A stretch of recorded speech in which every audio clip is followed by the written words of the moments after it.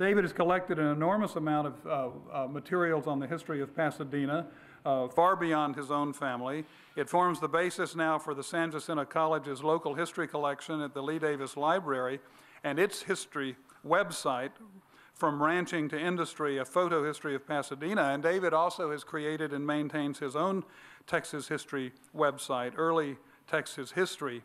And he's extremely active in what I would call history as direct experience, sort of representing and representing history almost to ourselves as reenactors.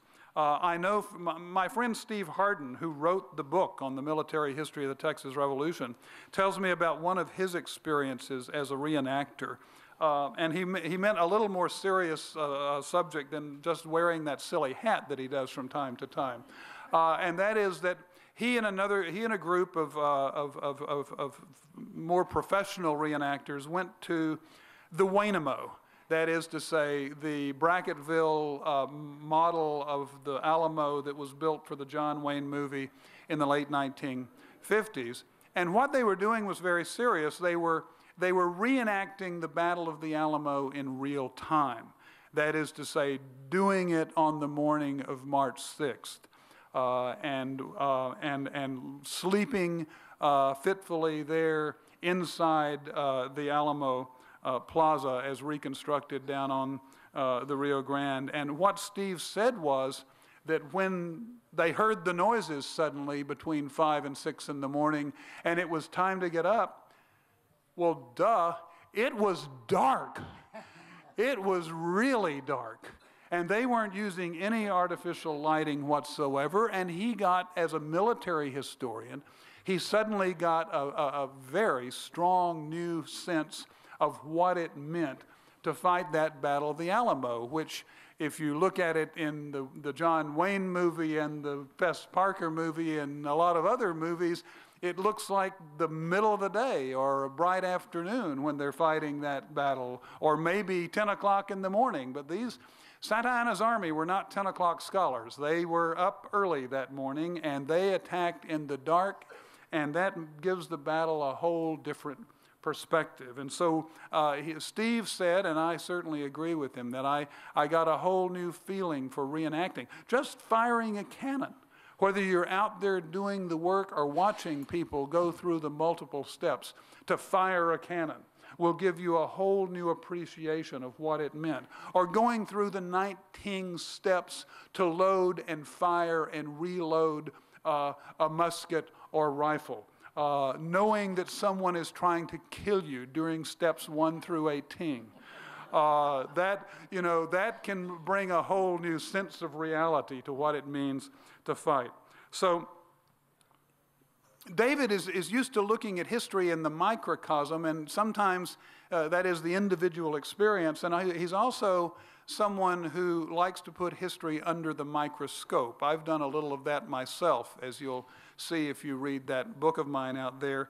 Sometimes key events have been seriously misunderstood, or key events are the subject of deep controversies and heartfelt controversies. And so sometimes we have to start from scratch and, if not reinvent the wheel, retell ourselves through going back to the most original sources we can find, just what is it that happened. And what David is going to do today is to take us back to one of those controversial key events, and that is Vince's Bridge, the absence of which ruined Santa Anna's already bad day.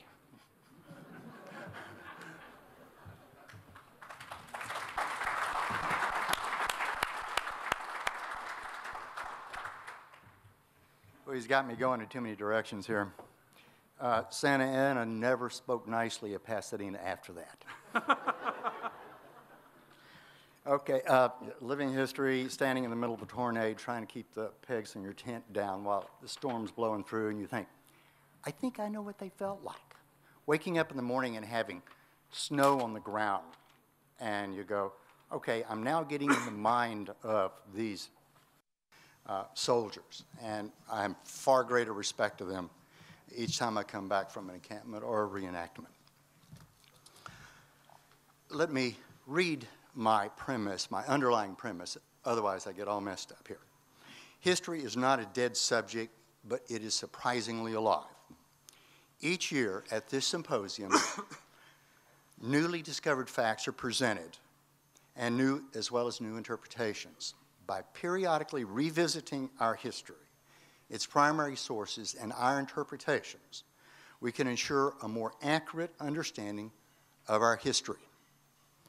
Sometimes we get going in the wrong direction, and if we don't go back and check it, we're going to put Vince's Bridge someplace that it's not. Sometimes a great idea, an exciting idea comes along. Man, this is really great. But then you get to looking at it, sometimes it's only supported by smoke and mirrors, by desire instead of facts, okay? And an idea is really a starting point, not an ending point. And today I'll be talking about an example of doing just that, starting with an ending point and then trying to put everything together after that. Before I start, let me just review an old research technique. It's called a map. Gee, if you're dealing with any geography, please get a map. Sketch out the details that you're reading about, and sometimes you'll discover they're going in the wrong direction, or that doesn't jive with that. The river's not there, it's over there. The mountains are here, not there. And there's some scholars that don't know how to read a map, and therefore there's embarrassment when they finally discover the wrong direction. When I was growing up as a child, life was very, very simple. Coincidentally, living in Pasadena, I lived for a while on Little Vince Bayou. Little Vince Bayou is the one leg of the Vince Creek system. It's a small bayou. I had my swimming hole, I had a rope, I could swing out there, drop in the water. It was a small bayou. I could wade through it, I could jump over it. So in regular times, it was an insignificant bayou. But you get a good rain, and you get all the water trying to run through this little bayou. It's got a small opening on the Buffalo Bayou. It begins to back up, and it's a pretty treacherous body of water. So I understand some of the history from that perspective.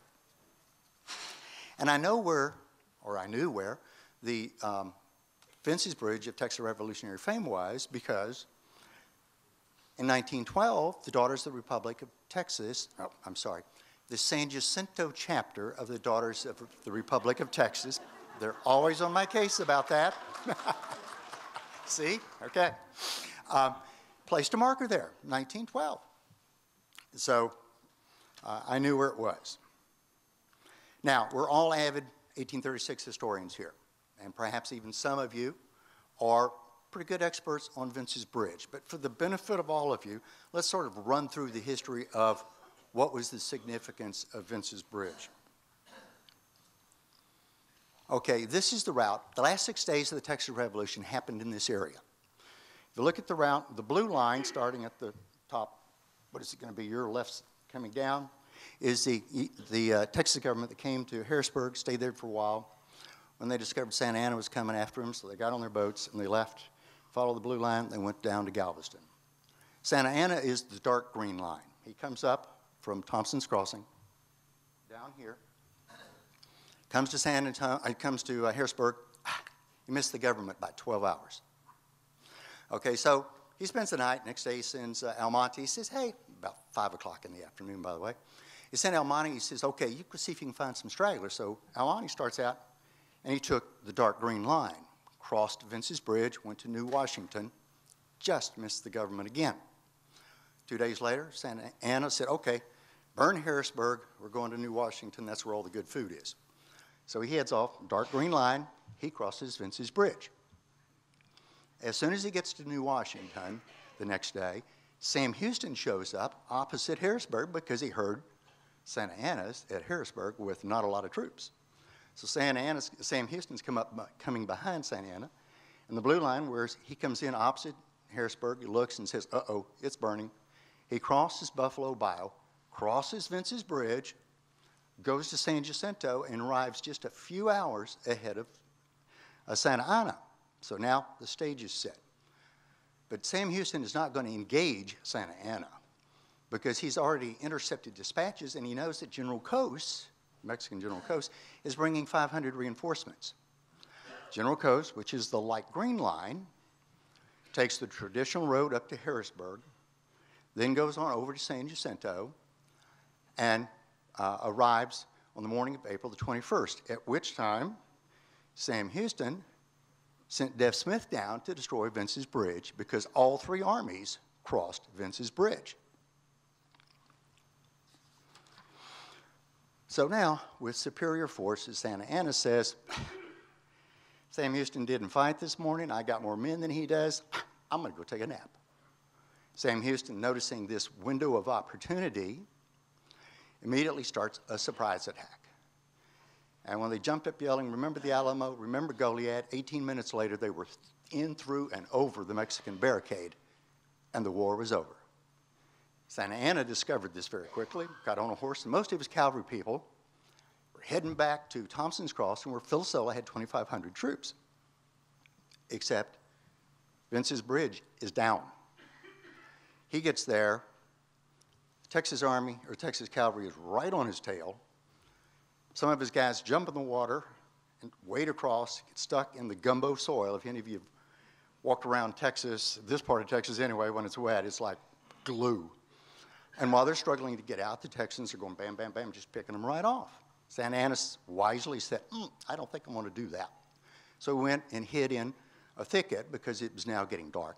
Next morning, he comes wandering out and he says, okay, now where am I? Let's see, the bridge is out. Which way are my troops? And he got captured. Brought back to San Jacinto and surrendered to Sam Houston, and the war was over. Texas gained its independence.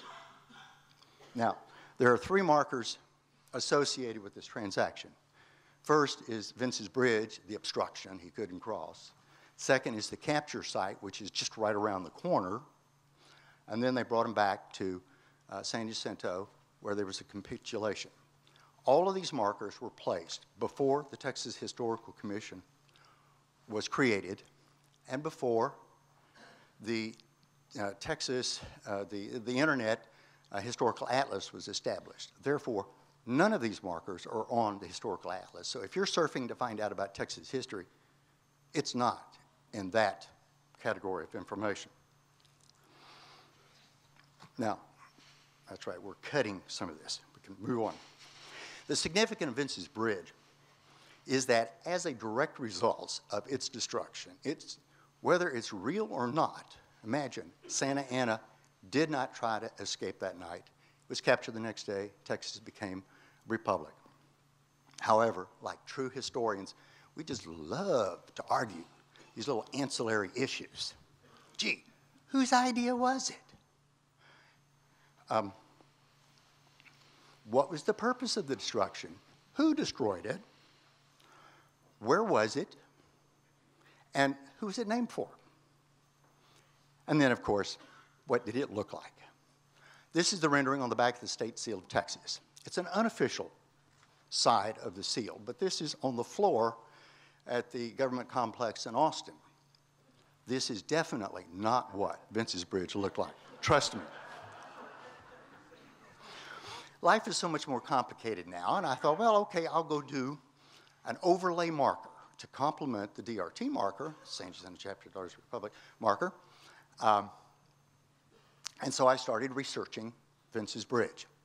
And lo and behold, I came up with at least 6 possible locations for the bridge, only one of which was over Vince's Bayou. So, okay, where is the bayou? Let me run down some of those candidates. Okay, well, of course, the first one, okay, first I'm going to orient you here. Buffalo Bayou going down to the San Jacinto River at the far end. The line, the light brown line, I guess you'd say, is the well-worn path between Thompson's Crossing, Harrisburg, across Sims Cross Fences, and to San Jacinto.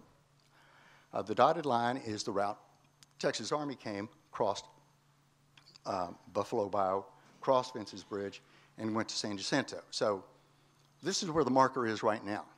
So it's a logical place. Looks pretty good. So we'll keep that one.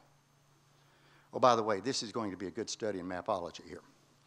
Now we've got, that was in, pardon me, and April 21st, John Forbes provided the axes to Deaf Smith to chop down the bridge.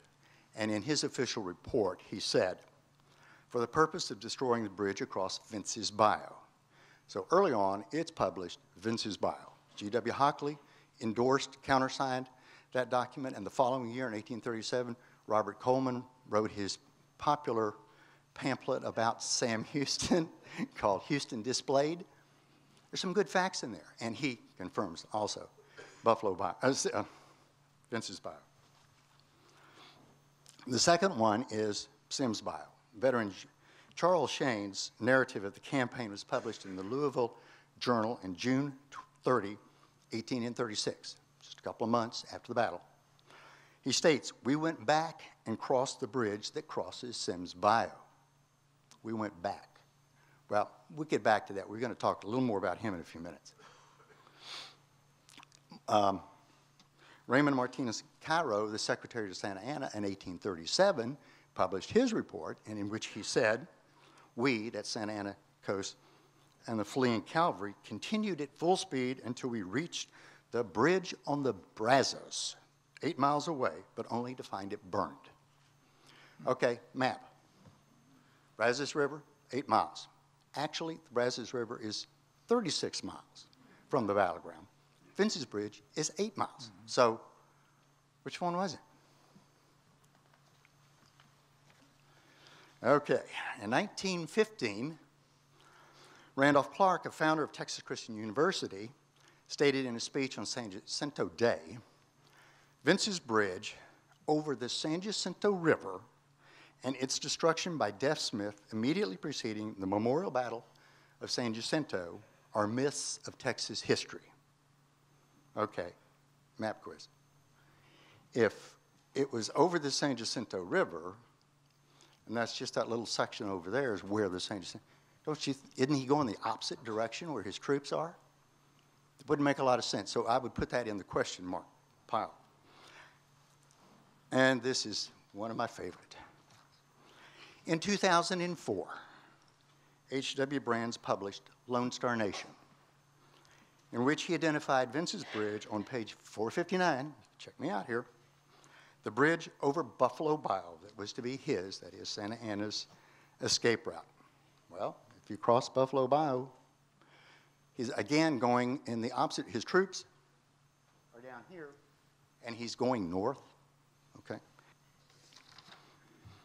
In 1937, the memoirs of Antonio Machacha was published. Veteran Machacha died in 1879, but it took almost 50 years to get his memoirs published. And he stated, proceeded very early the same morning to the bridge at Harrisburg, and at 7 a.m. crossed it. Well, Harrisburg is at the confluence of Buffalo Bayou and Brays Bayou. He talks about crossing Buffalo Bayou earlier, so are we now crossing Brays Bayou? And what direction is that relative to San Jacinto? So here's our candidates, okay? Well, trust me on this, and we'll go to it in a few minutes. Most of the research into primary documents shows that these are the witnesses that the Vince's Bridge was over Vince's Bayou and William Vince's League. So the other 5 locations have been pretty well neglected. Rightly so, because there's not a lot of support for them. Recently, however, the Southwestern Historical Quarterly and the New Handbook of Texas decided, gee, maybe it's over Simms Bayou. And this is where the problem starts, because although it's a logical location, it's on the road to San Jacinto, the Texas Historical Commission decided that, oh, well, that's a good idea. I think we'll adopt that too. But if you do research into the primary documents, That's not what you're going to find. In fact, my numbers are something like 85% for Vince, 12% for Sims, and 6% for Brazos River. Let's go with give you a little more background area. This is the plats, or the leagues in early Texas. The yellow ones, the colored ones, are the Vince brothers. In 1822, the Vince brothers came as part of Stephen F. Austin's Old 300. William partnered with his sister Susan, got the league, William Vince League, through which Vince's Bio travels. Brother Allen partnered with Moses Callahan, got the league on the west side, closer to Harrisburg, and it was the Callahan-Vince League, and that's the one that has Sims through the middle of it. Robert and Richard partnered, got another tract of land on the opposite side of Buffalo Bayou, and Brother John came along. They were speculating in land is what they were doing. And William Vince built a house next to Vince's Bayou and what we'll discuss as Vince's Bridge, and the family lived there. In 1833, Duluth Rose Harris wrote about the Vince brothers, Allen, William, Robert, and Richard, lived at the bridge on Vince's Bayou. Their sisters, Miss Susan, kept house for them. So we don't know. So when I submitted my application, and this is sort of what the house looked like. It was a what they call a double log cabin. This is out at the George Ranch, but it was basically what the cabin looked like. It would be located now about fairly close to where the Washburn Tunnel is, just for put it in perspective.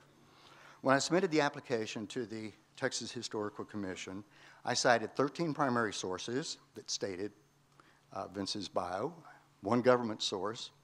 There were 10 narratives that, by doing a little mapology, we crossed below Sims, then we crossed the bridge, that you'll know that they were talking about Vince's Bayou. Also, two government documents that would support that. Two sources identified it over Sims Bayou, and one source over the Brazos. So it seemed to me that Vince's was the location. However, the proposed narrative came back stating, the location has been debated since the years following the battle, since scholars place it across either Sims or Vince's Bayou, both of which crossed lands owned at the time by the Vince brothers. I'm thinking, what debate? What do scholars got to do with this? I'm talking primary sources here. So repeated requests to the Texas Historical Commission for, okay, is this a peer review? Okay. What did they find that I didn't find? I'm wide open. I'll tell you, I'll put it wherever it belongs. I just need to know, where does it belong? I got no answer. So I started thinking about it. And let me skip a couple slides here. Now, I know I got to get these. I got to get these slides. Okay, quick. William Vince survey. It's the dark green.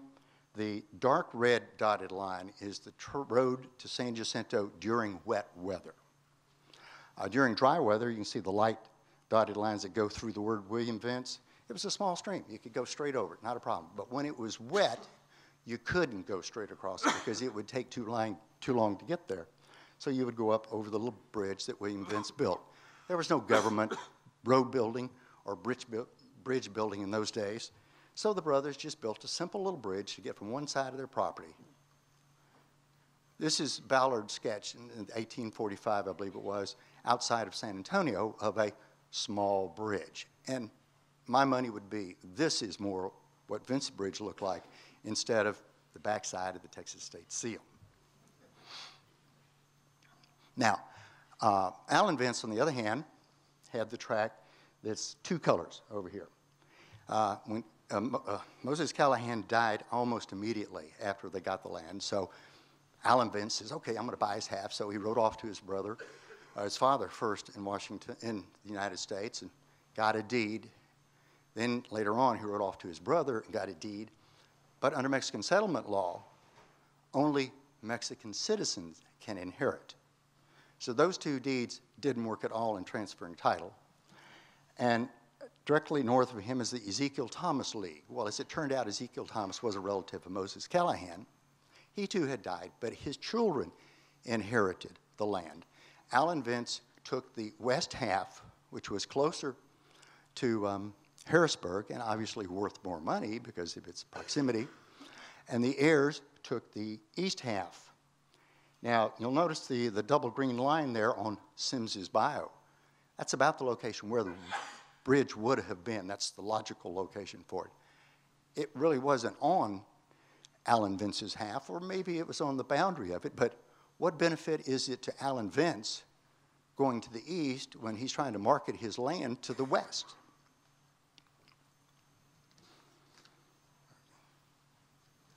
Now, I thought, okay, Texas Historical Commission obviously knows something I don't know. So I went back and said, all right, let's correct that. Let's go do some more research. So I went and did some more research. I found some more primary sources. And I came back with 81% in support of Vince's Bridge, 12% for Sims Bio, and 7% for the Brazos River. Well, okay, I was right on the primary sources, but maybe the scholars knew something that I didn't know. Maybe they knew some primary sources that I didn't know. So I started with Jenkins' Basic Texas Books and researched 49 Texas scholars. I'm sorry, Steve Moore, I didn't include your book, but I knew which side it would go on.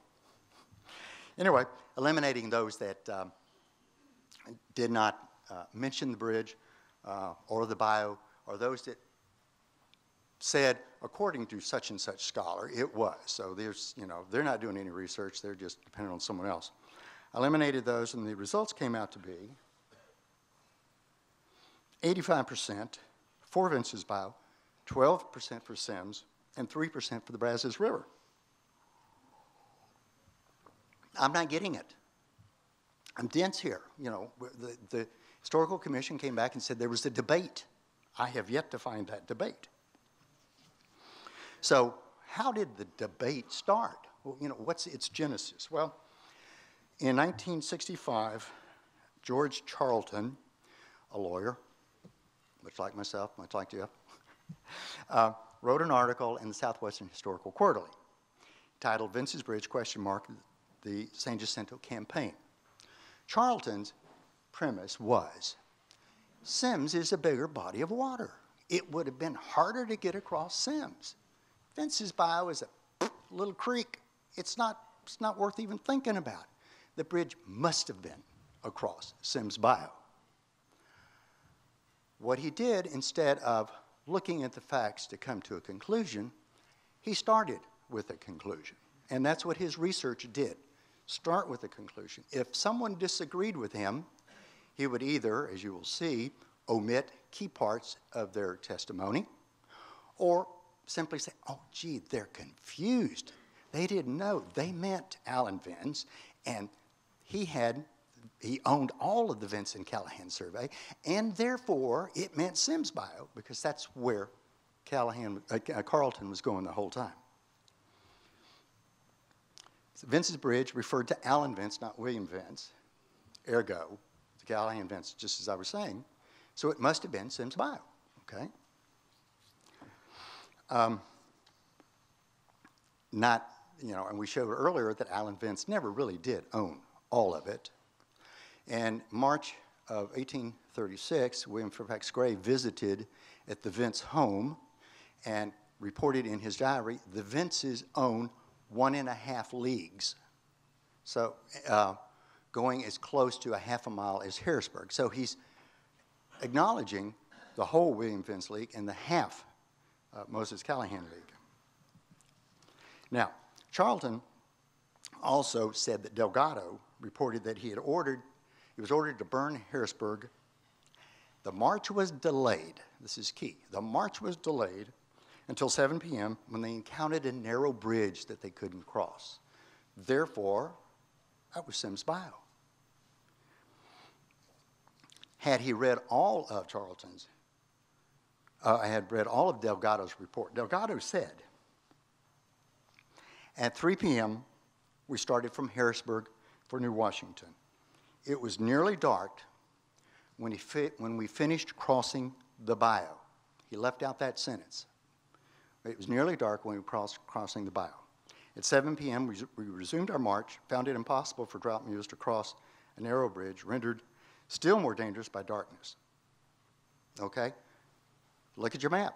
If Delgado says we crossed one bayou and then we came to the bridge, Sims Bayou is the first, Vince's Bayou is the second. So Charlton just sort of left out that little connecting part. According to Frank Lubbock in his book, he said, I rented the Allen place on the river, on the bayou of the same name. Charlton interprets this as Allen Vince's house on Sims Bayou because that's what Allen owned at the time. Charlton states, a search of the deed records of Harris County does not show that Allen Vince ever owned any land on the William Vince survey. Therefore, it couldn't have been the William Vince house, and it couldn't have been Vince's Bayou. However, I hope Charlton wasn't my lawyer. Had he looked at Book A, page 418, he would have discovered that Allen and Susan Vince inherited the William Vince survey in 1837. They sold it to Meriwether Smith on June the 28th, 1837. Smith died shortly after that, hadn't paid for the land. The land came back to the Vinces, and Allen rented the home place to Frank Lubbock. Again, the William Vince cabin, because he now owned the William Vince cabin. And the last example is he cites Duluth Rose Harris during the runaway scrape when she says, first night near Harrisburg, next day we crossed Vince's Bridge and arrived at San Jacinto. Well, if Sims Bayou was a difficult crossing, you know, the thing he left out in the Delgado report, then certainly she would have mentioned that because it would have been part of the trauma of the runaway scrape, but she didn't. She just said Vince's Bridge. So obviously, she meant Vince's Bridge over Sims Bayou. However, if Charlton had read her whole report, we go back to that 1833 where she says the Vince brothers lived on the bridge at Vince's Bayou, then, you know, she wouldn't, why would she repeat herself a couple of entries later when she's doing 1836? She's already identified where the bridge is. So Charlton only looked at that one section instead of researching the whole document. So after 124 years of sculpture, scholars, picking on scholars now, accepted Vince's Bayou as the location of the bridge. Charlton challenges the assumption based upon logic, inadequate research, and present-day dry weather conditions. Well, no one took the bait. It's a very interesting concept, but no one took the bait until for 31 years. And then in 1996, Philip Fry was assigned the responsibility of writing the Vince Bridge provision of the new Handbook of Texas. The old handbook was written by Bailey Carroll and Walter Prescott Webb, and they said Vince's Bridge, a timber bridge over Vince's Bayou, was built sometime before 1836 by the Vince brothers, William, Allen, Robert, and Richard. Fry threw it all out and replaced it with, controversy has surrounded Vince's Bridge since the Battle of San Jacinto when observers and participants gave conflicting accounts and location of the bridge. Recent investigation supports the statement of earlier writers who believed the bridge was located on Sims Bayou. Key word, recent investigation, singular, not plural. And the only person since early on was George Charlton. And George Charlton happens to be in his bibliography. Fry goes on to say, but Sims is a larger body of water and that both Cairo and Santa Ana could hardly have mistaken a small stream for such as Vince's Bayou as a much larger stream. So we're now back to the Charlton logic, bigger stream, smaller stream. And he cited, in addition to Charlton, I'm not French, Frederick Gullardy, Chester Newell, and a primary account by Asma Turner. Okay. In 1838, 2 years after the battle, Chester Newell was the first scholar to mention Sims Bio. But he didn't identify a source. So where did it come from? According to John Jenkins, who lists Newell's book in his Basic Texas Handbook, he prefaces it with the remark, the history it presents is secondhand. So if you don't know what the source is, why would you believe the person, you know? Because it's a bigger bio, and everybody in Harrisburg knew it, and maybe you had to go a ways to find that little bio that under flooded conditions required a bridge, or had a bridge. The only primary source that had been published by that time was Charles Shane. All right, let's look back at Charles Shane. Shane said, the next day we came to sight the Mexicans encamped on Buffalo Bible near San Jacinto. All right, there they are. The blue is the Texas, the green is the Mexican. They're at San Jacinto. And he goes on to say, and that night we went back and crossed the bridge that crosses Sims Bio. This is the first primary source of Sims Bio. Now, and perhaps I'm dense here, but you're camped opposite the Mexicans, you're waiting for Coast to come. So that night, you march back 10 miles, you cross a bridge that at about this time, Coast was on, and you march back to San Jacinto. That's a full day's trip right there, and then you fight a battle that day. I would put that in a question mark category. But then, maybe Newell didn't have a map. Okay. So this is how the chain of events went. Oh, no. Let's go back. I didn't mention Frederick Gullardy. He wrote about the Texas Revolution 2 years after Newell did. And he also said that the bridge was over Sims Bio. John Jenkins says in Texas Basic Texas books, much of the material is plagiarized from Charles Newell's History of the Revolution. So what we have here is not a second scholar, but this is a duplicate of Newell. Fry would have been much better in his credits if he said Chester Newell, instead of trying to smoke and mirrors, making us think that there were two scholars that have now agreed to this topic. The final thing he cited, a primary source, was that the narrative of Asma Turner. And Asma Turner says specifically that Santa Anna was captured near Sims Bio. He was captured near Sims Bio. It doesn't say the bridge was over Sims Bio. It says nothing about a bridge. Santa Anna was captured. Well, even Santa Anna says, hey, I waded through the water on the other side. There's some question to that, but that he said it. And if he did, okay, he would have been over near the Sims when he was captured. So there's no proof here. This is sort of an assumption, sort of an inference, not a fact. 2-minute warning. 2-minute warning, okay. So this chain of reasoning here, sort of like the blind leading the blind, I think. It seems that an interesting idea is being molded into historical truth. And when I started my application, I was perfectly willing to say Sims Bio. It sounded really interesting. Margaret Henson was saying, hey, that sounds like a good location. But when you do the research, it's not there. These other people have built upon others without going back to the primary. And I think perhaps I might have found out how this happened. The internet is an excellent tool. There is so much out there now that we have access to that we have ever had access to. But one of its weaknesses is primary sources. Primary sources, there's not a lot of them out there. There's a bunch of them, but not a lot of them. So it's easy for an armchair historian to go, push the button, Vince's Bridge.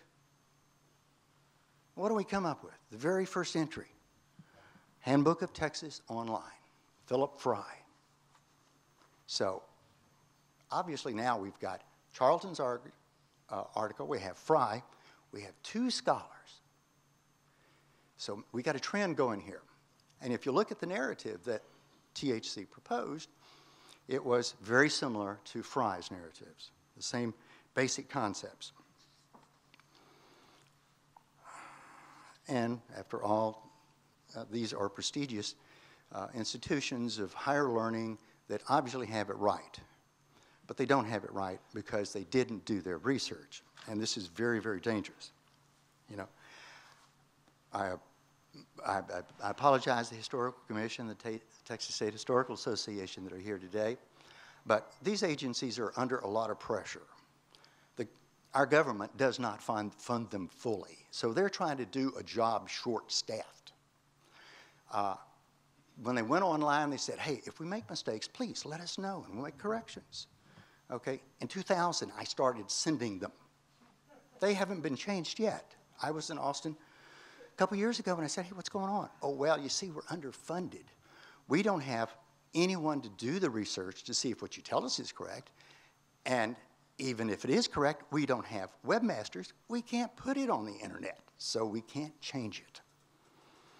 I hate to say it, but maybe they should stop publishing until they can do their job right. I know they want to do it right. And the Texas Historical Commission is the one that wants to now acquire 21 state historical parks and operate it. They can't do the job they're doing right now, and they want to take on more. It's scary. I've got... a fatal pause. Okay.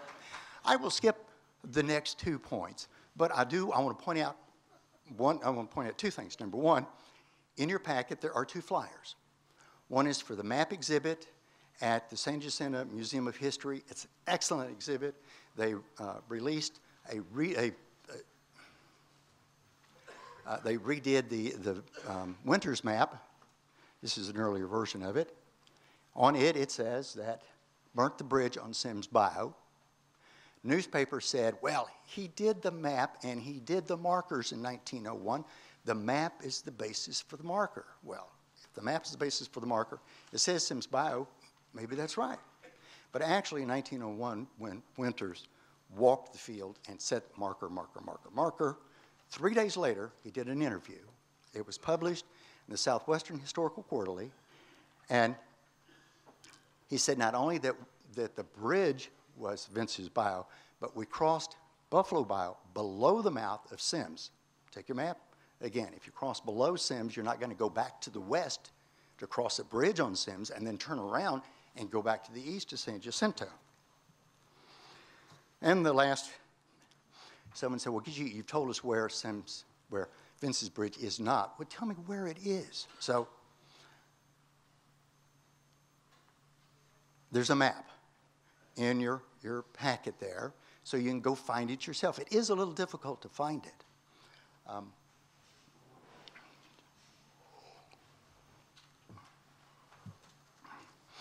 Where was the bridge exactly? Well, you know, that's the approximate location where the marker is.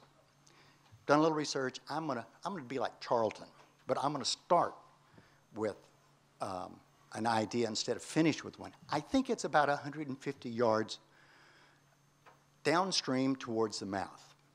Old topos make it look, that's a very good location. Right now, subsides and everything, you really can't look at it. But if y'all are really serious and you want to know exactly where it is, well, gee, we got Greg Dimmick and got some Texas archaeologists here. Hey, let's all pony up a little money and they'll go find it for us. Thank you very much. It's yours.